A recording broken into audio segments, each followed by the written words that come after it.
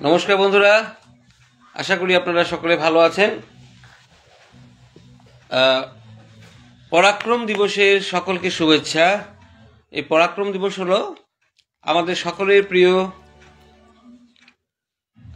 নেতাজি সুভাষচন্দ্র বসু জন্মদিন। তো এই দিনটি পরাক্রম দিবস হিসেবে পালন করা হচ্ছে। আজ সারা দেশে অর্থাৎ আমাদের ভারতবর্ষে, শুধু ভারতবর্ষে না, তাছাড়া বিশ্বে অন্যান্য দেশে নেতাজি সুভাষচন্দ্র বসুর জন্মদিন বিশেষভাবে উদযাপন করা হলো। তার সাথে ভারতবর্ষের প্রতিটা রাজ্যে, এমনকি আমাদের আসাম রাজ্যে বিভিন্ন জায়গায় উদযাপন করা হলো।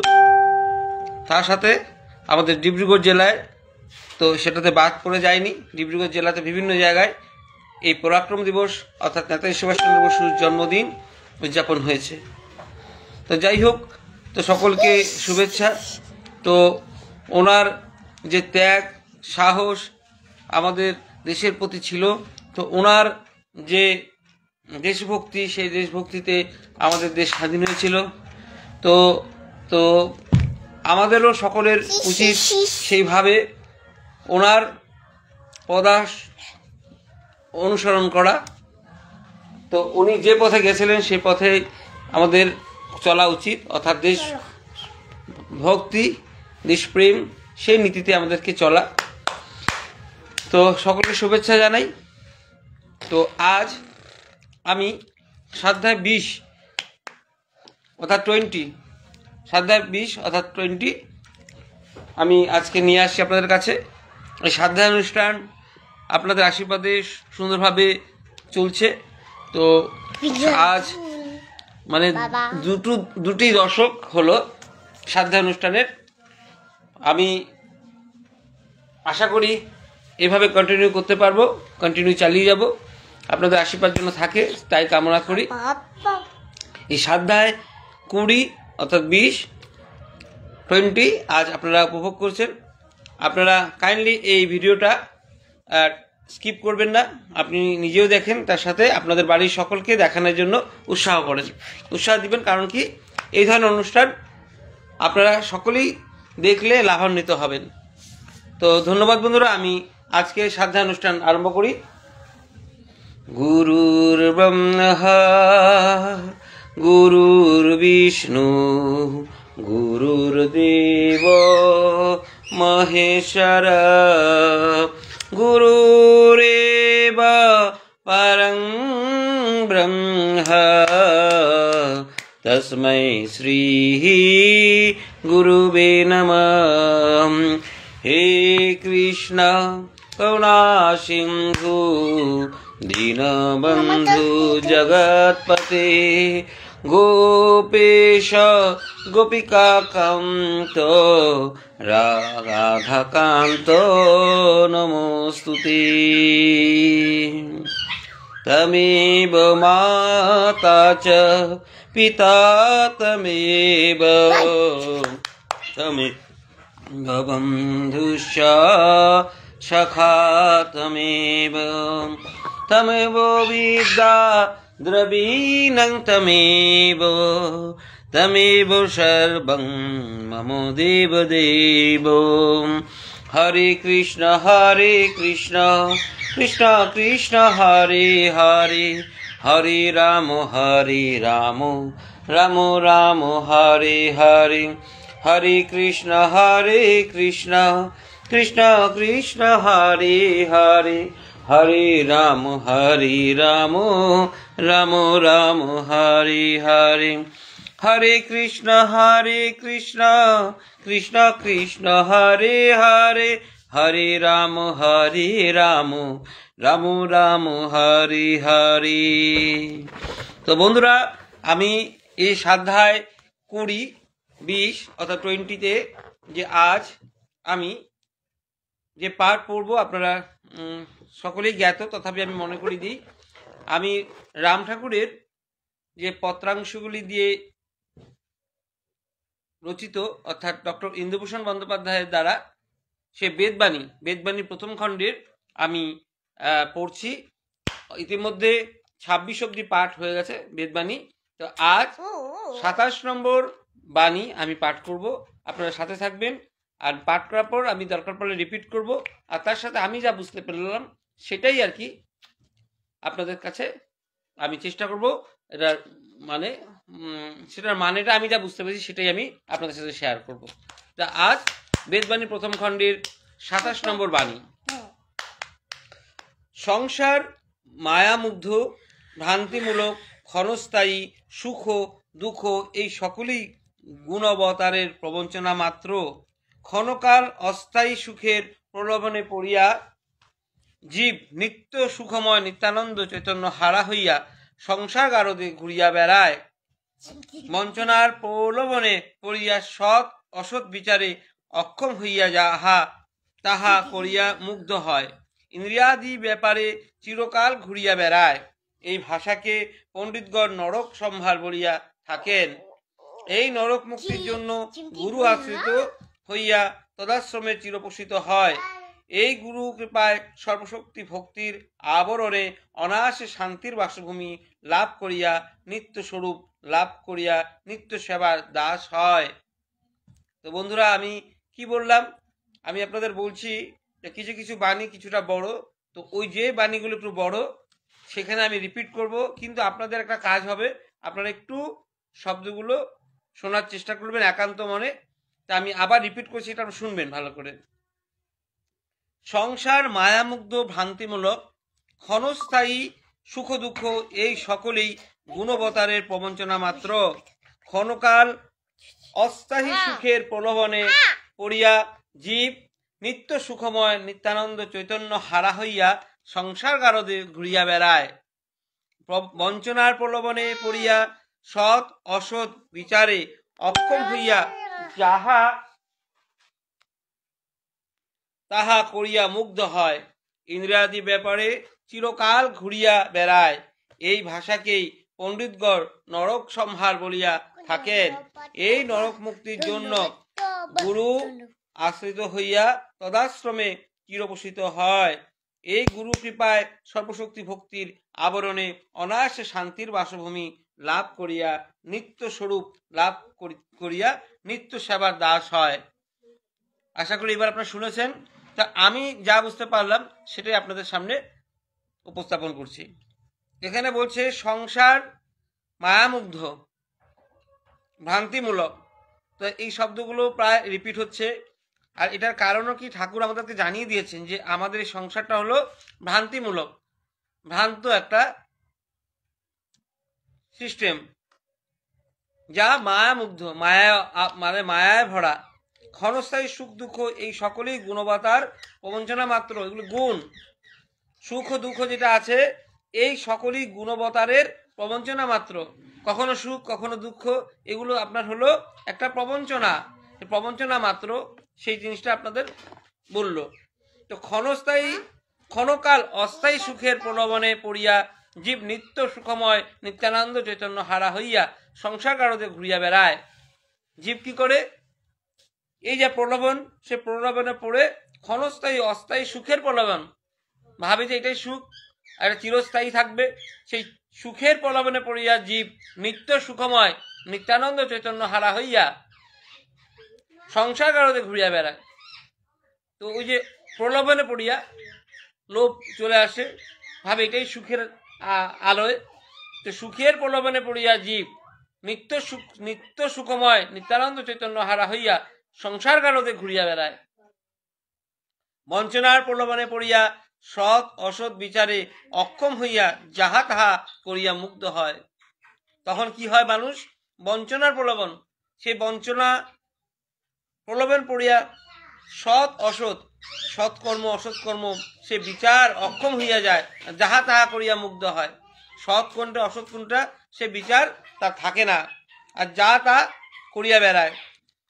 অক্ষম হইয়া যাহা তাহা করিয়া মুগ্ধ হয়, সে যা তা করে আনন্দ লাভ করে। ইন্দ্রিয়াদির ব্যাপারে চিরকাল ঘুরিয়া বেড়ায়। ইন্দ্রিয়াদি ব্যাপারে মানে ইন্দ্রিয়াদি সুখের ব্যাপারে কিছুক্ষণ ক্ষণকাল সুখের আনন্দে, ইন্দ্রাদি সুখের আনন্দে সুখের কারণে, ইন্দ্রাদি সুখের কারণে সে ইন্দ্রাদির ব্যাপারে চিরকাল ঘুরিয়া বেড়ায়। এই ভাষাকে পণ্ডিতগণ নরক সম্ভার বলিয়া থাকেন। যারা পণ্ডিত, যারা জ্ঞানী, তারা এটাকে বলে সুখের সন্ধানে ঘুরিয়া বেড়ায়। সেই ঘুরিয়া বেড়ানোটাকে কি বলছে? নরক সম্ভার। যে নরক, এটা সেই যে আনন্দ ক্ষণস্থায়ী সুখের জন্য, শারীরিক সুখের জন্য, ইন্দ্রিয়ের সুখের জন্য সে ঘুরে বেড়ায়, ভাবে যে এটা চিরস্থায়ী, কিন্তু আসলে তা নয়। এই নরক মুক্তির জন্য গুরু আশ্রিত হইয়া তদাশ্রমে চিরপোষিত হয়। এই যে নরক, এই নরক মুক্তির জন্য কি করতে হবে? গুরু আশ্রিত ন হইয়া, গুরুকে ধরিয়া, গুরু আশ্রয় নিয়া চিরপোষিত হয়। এই গুরু কৃপায় সর্বশক্তি ভক্তির আবরণে অনায়াসে শান্তির বাসভূমি লাভ করিয়া, নিত্যস্বরূপ লাভ করিয়া নিত্য সেবায় দাস হয়। তো গুরু ভক্তি, গুরু কৃপায়, সে কথাটা এখানে উল্লেখ করেছে। কি বলছে? এই নরক মুক্তির জন্য গুরু আশ্রয় তদাশ্রমে চিরপোষিত হয়। তো গুরু আশ্রম বা গুরু ধরা বা গুরু কৃপা প্রয়োজন। এই গুরু কৃপা সর্বশক্তি ভক্তির আবরণে অনায়াসে শান্তির বাসভূমি। এই গুরু কৃপা যখন পাওয়া যায়, গুরু যখন কৃপা করেন, তখন কি হয়? অনায়াসে শান্তির বাসভূমি লাভ করিয়া নিত্য স্বরূপ, যে তার আসল পরিচয়, সেই পরিচয়টা পাওয়া যায় এবং স্বরূপ লাভ করিয়া নিত্য সেবা দাস হয়। তখন কি হয়? নিত্য সেবা, তখন সে গুরুর অধীনে চলে আসে, গুরু তাকে তার অধীনে নিয়ে নেয়। তো কি বলছে? লাভ করিয়া, স্বরূপ লাভ করিয়া নিত্য সেবা দাস হয়। তো বন্ধুরা, আমি এটাকে আরেকবার রিপিট করি, কারণ কি আমি বলছিলাম যেগুলো বড় বড় আছে সেগুলোকে আমি রিপিট করব। সংসার মায়াময়, সংসার মায়ামুক্ত, ভ্রান্তিমূলক, ক্ষণস্থায়ী সুখ দুঃখ, এই সকলেই গুরু গুণবতারের প্রবঞ্চনা মাত্র। ক্ষণকাল অস্থায়ী সুখের প্রলোভনে পড়িয়া জীব নিত্য সুখময় নিত্যানন্দ চৈতন্যহারা হইয়া সংসার গারদে ঘুরিয়া বেড়ায়। বঞ্চনার প্রলোভনে পড়িয়া সৎ অসৎ বিচারে অক্ষম হইয়া যাহা তাহা করিয়া মুগ্ধ হয়, ইন্দ্রিয়াদি ব্যাপারে চিরকাল ঘুরিয়া বেড়ায়। এই ভাষাকেই পণ্ডিতগণ নরক সম্ভার বলিয়া থাকেন। এই নরক মুক্তির জন্য গুরু আশ্রিত হইয়া তদাশ্রমে চিরপোষিত হয়। এই গুরু কৃপায় সর্বশক্তি ভক্তির আবরণে অনায়াসে শান্তির বাসভূমি লাভ করিয়া নিত্য স্বরূপ লাভ করিয়া নিত্য সেবায় দাস হয়। তো এটা সমাপ্ত হলো 27 নম্বর বাণী। তো আপনাদের একটা কথা বলি আর কি, এই যে আমি পাঠ পড়ে শোনাচ্ছি, এই পাঠ পড়াটা কিন্তু আমার শুরু মনের মধ্যে আসছিল আমার মাকে নিয়ে। তো মা যখন অসুস্থ ছিলেন, মাকে আমি সম্পূর্ণ পাঠ পড়ে শোনাবো বলছিলাম, কিন্তু সম্পূর্ণভাবে শোনাতে পারিনি। আর মাঝে মাঝে মাকে আমি শোনাতাম। আর আজ একটা ছবি দেখলাম, সুভাষচন্দ্র, আজ নেতাজি সুভাষচন্দ্রের জন্মদিন। তো পশ্চিমবঙ্গ সরকার দূরদর্শন থেকে আজকে একটা ছবি দিয়েছিল। তো সেখানের মধ্যে নেতাজি সুভাষচন্দ্র বসু যে সে সুভাষ নিজের মাকে বই পড়ে শোনাতো। তো বই পড়া আর বই পড়ে শোনানোর একটা আলাদা আনন্দ। তা আপনাদেরকে আমি যে একটা পরিকল্পনা করে যে আসছে আপনাদের সামনে, এটার কিন্তু উদ্দেশ্যটা আপনাদের আমি আগেও বলছিলাম। তাই এই ধরনের কথাগুলো আপনারা খেয়াল রাখবেন। যদি আপনারা বই পড়ে শোনাতে না পারেন, তো আমি যে চেষ্টাটা করছি সেই চেষ্টাটা কাইন্ডলি আপনারা একটু শেয়ার করবেন। হয়তো আপনাদের কাছে সময় নেই, সেই সময় সুযোগ আমি, আমার ইচ্ছা আছে, তাই আপনাদের শোনানোর চেষ্টা করছি। আপনারাও কাইন্ডলি এই যে ভিডিওটা আপনারা স্কিপ না করে আপনারা শুনবেন। তার সাথে সাথে আপনারা আপনাদের বাড়িতে যারা যারা আছেন তাদেরকে শেয়ার করবেন। বৃদ্ধ বৃদ্ধা, বয়স্ক বয়স্কা তো আছে বলি, তার সাথে যারা যারা আপনারা শুনতে চায় শোনাবেন। তো বন্ধুরা, আমি বর্তমান বেদবাণী প্রথম খণ্ডের 27 নম্বর সমাপ্ত করলাম বাণী। এবার 28 নম্বরে আমি যাব। জগতের স্থূল আবরণে কিছুরই নিত্যত্ব নাই। তো কি বললাম আমি কথাটা? জগতের স্থূল আবরণে কিছুরই নিত্যত্ব নাই। অনাবৃত বীরের মৃত্যু হয় না, জন্ম হয় না। ভ্রান্তিবশত স্থূল প্রকৃতিতে কর্তৃত্ব জ্ঞান থাকায় অভাবের বোধে জীবগণ সুখ দুঃখ ভোগ করে। দেহের সঙ্গে সম্বন্ধ বলিয়া সত্য ঘাতক বলিয়া থাকে। দেহের সঙ্গে অবস্থান করিলে দেহ মুক্ত হয়। অতএব দেহ বিয়োগে শোক তাপের কোনোই কারণ দেখা যায় না। তো বন্ধুরা আমি 28 নম্বরটা আমি রিপিট করছি, আপনারা শুনবেন। জগতের স্থূল আবরণে কিছুরই নিত্যত্ব নাই, অনাবৃত বীরের মৃত্যু হয় না, জন্মও হয় না। ভ্রান্তিবশত স্থূল প্রকৃতিতে কর্তৃত্ব জ্ঞান থাকায় অভাবের বোধে জীবগণ সুখ দুঃখ ভোগ করে। দেহের সঙ্গে সম্বন্ধ বলিয়া সত্য ঘাতক বলিয়া থাকে। দেহের সঙ্গে অবস্থান করিলে দেহ মুক্ত হয়, অতএব দেহ বিয়োগে শোক তাপের কোনো কারণ দেখা যায় না। তো বন্ধুরা আমি এবার যা বুঝতে পেরেছি আপনাদের সাথে শেয়ার করছি, আপনারা শুনবেন। দরকার পড়লে আমি আবার শেষে আরেকবার রিপিট করব, শুনবেন। এবার এখানে বলছে জগতের স্থূল আবরণে কিছুরই নিত্যত্ব নাই। এই যে আমাদের জগতে যা যা দেখছি তার নিত্যত্ব মানে নিত্য, মানে সকল সময় থাকবে, সেই কথাটাকেই বলছে। নিত্য মিন্স আপনার নিত্যত্ব নাই। জগতের স্থূল আবরণে কিছুরই নিত্যত্ব নাই। অনাবৃত বীরের মৃত্যু হয় না, সে অনাবৃত বীরের কখনো মৃত্যু হয় না, জন্মও হয় না, মৃত্যু হয় না, এই কথা বলছে। এবার কথাটা হলো, ভ্রান্তিবশত স্থূল প্রকৃতিতে কর্তৃত্ব জ্ঞান থাকায় অভাবের বোধে জীবগণ সুখ দুঃখ ভোগ করে।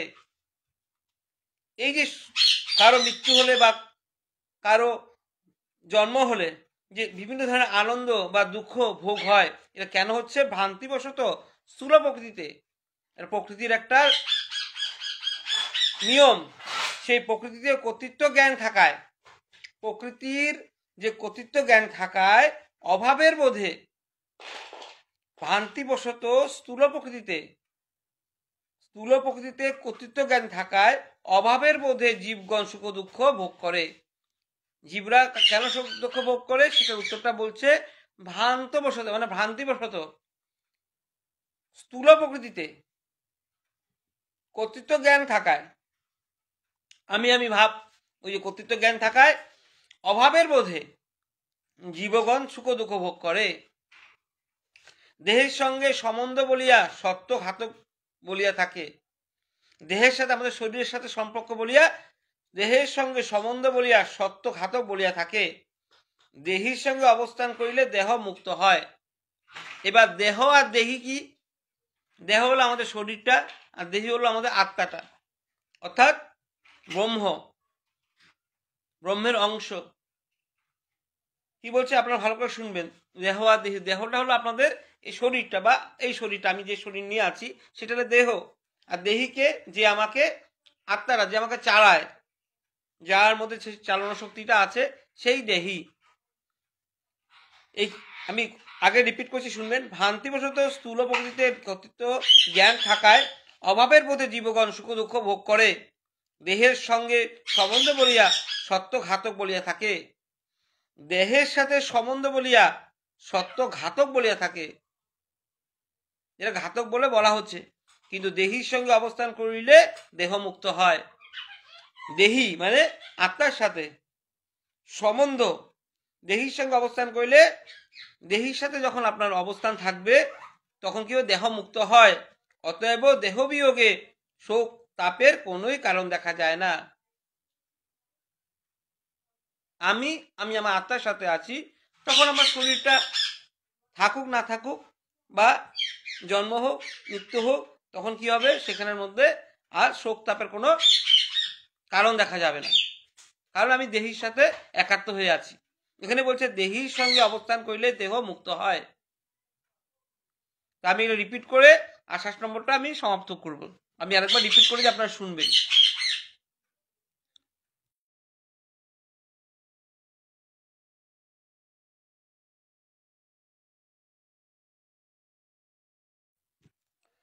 জগতের স্থূল আবরণে কিছুরই নিত্যত্ব নাই, অনাবৃত। 28 নম্বর আমি বাণী পড়ছি। জগতের স্থূল আবরণে কিছুরই নিত্যত্ব নাই, অনাবৃত বীরের মৃত্যু হয় না, জন্মও হয় না। ভ্রান্তিবশত স্থূল প্রকৃতিতে কর্তৃত্ব জ্ঞান থাকায় অভাবের বোধে জীবগণ সুখ দুঃখ ভোগ করে। দেহের সঙ্গে সম্বন্ধ বলিয়া সত্য ঘাতক বলিয়া থাকে। দেহির সঙ্গে অবস্থান করিলে দেহ মুক্ত হয়। অতএব দেহ বিয়োগে শোক তাপের কোনোই কারণ দেখা যায় না। এইবার 29 নম্বর বাণী।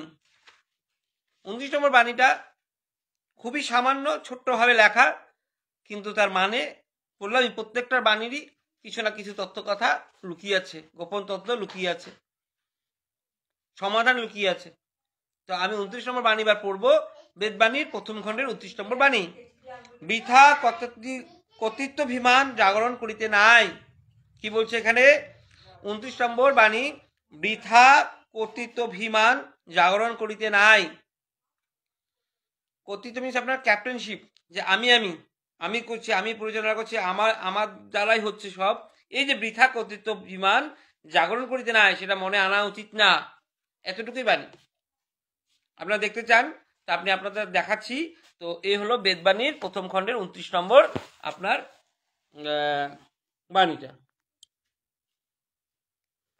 এই 29 নম্বর বাণী, বৃথা কর্তৃত্বাভিমান জাগরণ করিতে নাই।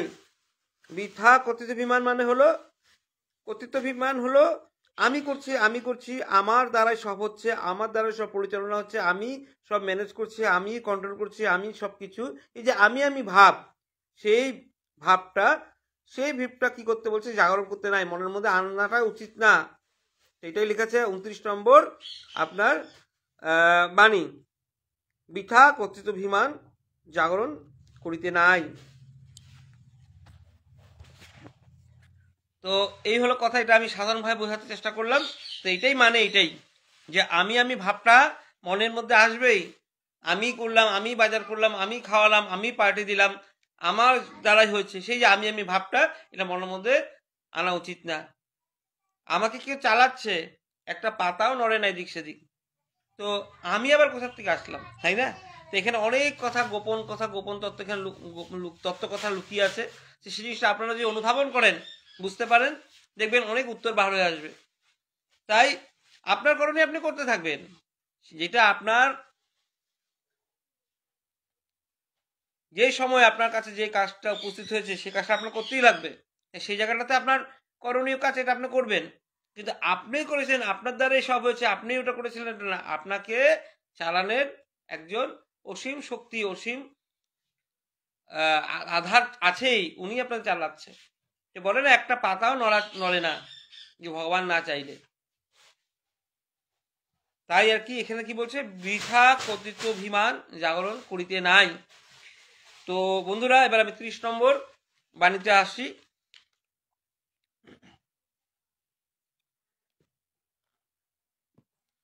এই সংসার মায়ামুগ্ধ, মায়া মৃগে আকৃষ্ট হইয়া বাসনা জাগিলে চঞ্চলতা ঘটে, তাহার স্মরণ মাত্রই ভ্রম শোধন হইতে পারে, পুনরায় মায়া দোলে বন্ধ হয় না। আমি আবার বলি, আপনারা শুনবেন কি বলছি। 30 নম্বর বাণী, এই সংসার মায়ামুগ্ধ, মায়া মৃগে আকৃষ্ট হইয়া বাসনা জাগিলে চঞ্চলতা ঘটে, তাহা স্মরণ মাত্রই ভ্রম শোধন হইতে পারে, পুনরায় মায়া দোলে বন্ধ হয় না। এবার আমি যা বুঝতে পারছি সেটা আপনাদের সামনে উপস্থাপন করছি, শুনবেন। 30 নম্বর বাণী,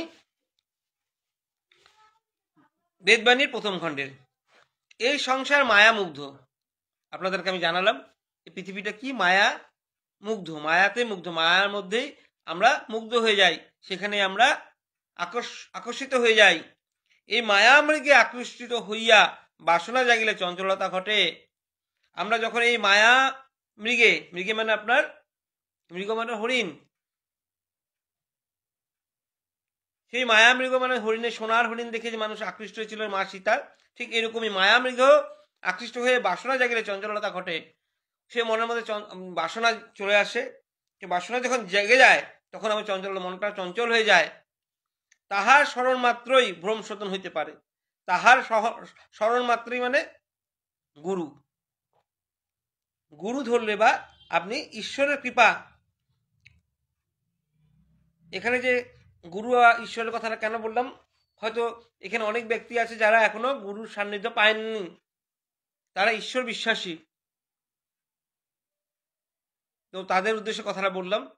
তো তাহার স্মরণ মাত্রেই ভ্রম শোধন হইতে পারে, সেই মনের যে ধারণাটা কোনটা ভুল কোনটা শুদ্ধ, এটা মায়ামৃগ নাকি ভুল, সেটার একটা স্মরণ আসবে, ভ্রমটা ভেঙে যাবে। পুনরায় মায়াদলে বন্ধ হয় না, তখন মায়ের থেকে মায়ের মধ্যে ঢোকে না। বুঝতে পারলেন বন্ধুরা আমি কি বলছি? সংসারটা একটা মায়ামুগ্ধ, মায়ামৃগে মানুষ আপনার ওই যে সোনার হরিণ, তোরা যে যা বলিস ভাই আমার সোনার হরিণ চাই তোরা যে যা বলিস ভাই আমার সোনার হরিণ চাই, সোনার হরিণ চাই, মনে আছে গানটা? তো সোনার হরিণ হলো মায়ামৃগ, ওরা আসলে সেই হরিণটা ছিল না, সোনার একটা মানে সীতা মাতাকে রাবণ যখন চুরি করলো, তো চুরি করা মা সীতাকে চুরি করার একটা নাটক করলো, তখন মাতাকে প্রলোভন দেওয়া হলো। যাই হোক, এটা মা সীতা, তো সীতা মাতা অনেক শক্তিশালী, উনি কেন এটাতে আটকে গেল? কারণ কি এটার মধ্যে আমাদের লোকশিক্ষার জন্য সীতা মাতা সেই ধরনের নাটক করেছিল। আর ঠিক ওই রকমই রামও নাটক করেছিল লোকশিক্ষার জন্য, আপনারা সকলেই জানেন। তো তথাপি আমি এখানে বলছি, তো রাবণ সেই নাটকটা করেছিল যে মায়াতে মাতা সীতাকে উনি আবদ্ধ করে চুরি করবে। ঠিক এরকমই এই সংসার মায়ামুগ্ধ, মায়াতে মানুষ মুগ্ধ হয়ে যায়, মায়ামৃগে আকৃষ্ট হইয়া বাসনা জাগিলে চঞ্চলতা ঘটে। এই মায়ের মধ্যে যখন আপনি আকর্ষণ হয়ে যাবেন, আপনার মধ্যে বাসনা আসবে, বাসনা আসার সাথে সাথে কি হবে? আপনার মন চঞ্চল হয়ে যাবে, চঞ্চলতা ঘটে। তাহার স্মরণ মাত্রই ভ্রম শোধন হইতে পারে। তাহার স্মরণ মানে গুরু বা ঈশ্বর, ভগবান। তো ভগবান স্মরণ বা ঈশ্বর স্মরণ বা কৃষ্ণ স্মরণ বা গুরু স্মরণ, তো গুরু স্মরণ মাত্রই ভ্রম শোধন হইতে পারে। পুনরায় মায়াদলে বন্ধ হয় না, তখন আর মায়ার মধ্যে বন্ধ হয় না। তো আমি রিপিট করে এটাকে সমাপ্ত করি। এই সংসার মায়ামুগ্ধ, মায়ামৃগে আকৃষ্ট হইয়া বাসনা জাগিলে চঞ্চলতা ঘটে, তাহার স্মরণ মাত্রই ভ্রম শোধন হইতে পারে, পুনরায় মায়াদলে বন্ধ হয় না। এ হলো 30 নম্বর আপনার বাণী। তো বন্ধুরা আমি আজ আর বেশি করব না, কারণ সময় হয়ে গেছে।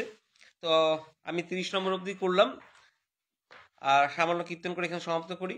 আপনারা এইভাবে আমাকে সাপোর্ট করবেন আমি আশা রাখি, আর এইভাবে আপনারা ভালো থাকুন। আর আমি আগামীকাল আমার কথাটা আমি বলছি আবার সেই কথাটাই, যে আজকেই হোক আগামীকালই হোক বা পরশুই হোক, যখনই সুবিধা হবে আমি ভালো ভিডিও নিয়ে আপনাদের সামনে আসব। আর এই সাধনা অনুষ্ঠান আমি কন্টিনিউ করার চেষ্টা করব। আজ আমি 27, 28, 29 আর 30 করে সমাপ্ত করলাম। তো আগামী সময়ে আমি সাধ্যায় 21-এ 31 নম্বর বাণী নিয়ে আসবো আপনাদের কাছে। তো এখন গুরু বন্দনা করে আর সামান্য কীর্তন করে আমার আজকের এই সাধ্যায় অনুষ্ঠান সমাপ্ত করছি। এ হলো আমার গুরুর ছবি, আমি রাম ঠাকুর আশ্রিত, এ হলো রাম ঠাকুর।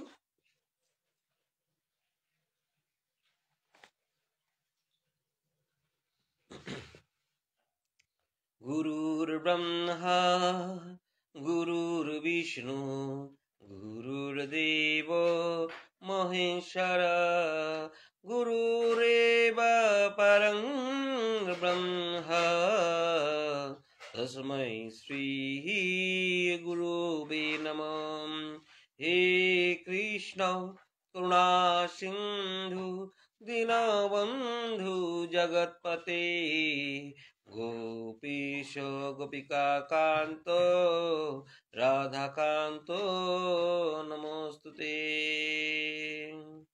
জয় রাম, জয় কমলনাথ, জয় সত্যনারায়ণ, জয় রাধা কৃষ্ণ, জয় গুরু মহারাজ, জয় সর্বদেব দেবী, জয় মা, জয় বাবা। তো বন্ধুরা আমি সামান্য একটু কীর্তন করে এখানে সমাপ্ত করব। আপনারা ভালো থাকবেন, সুস্থ থাকবেন, এই বলেই আবার এই কীর্তন শুরু করে তারপর সমাপ্ত করে দিব। হরে কৃষ্ণ হরে কৃষ্ণ কৃষ্ণ কৃষ্ণ হরে হরে, হরে রাম হরে রাম, রাম রাম হরে হরে, হরে কৃষ্ণ কৃষ্ণ কৃষ্ণ হরে হরে, হরে রাম রাম রাম হরে হরে, হরে কৃষ্ণ কৃষ্ণ কৃষ্ণ হরে হরে, হরে রাম রাম রাম হরে হরে। ধন্যবাদ বন্ধুরা, শুভরাত্রি। ভালো থাকবেন।